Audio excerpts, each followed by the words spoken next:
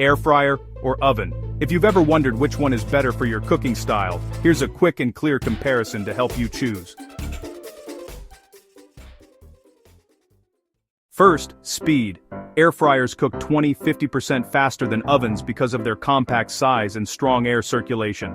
If time is your biggest priority, the air fryer wins easily.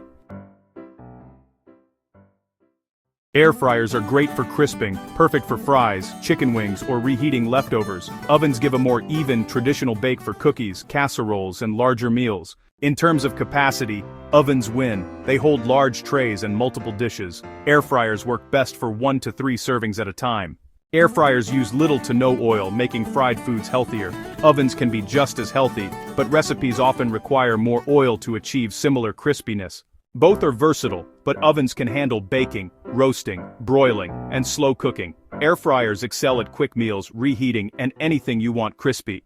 So, which should you use? Choose the air fryer for speed, convenience, and crispiness. Choose the oven for capacity, versatility, and better baking. Which one do you use more? Comment below and don't forget to subscribe for more quick kitchen comparisons.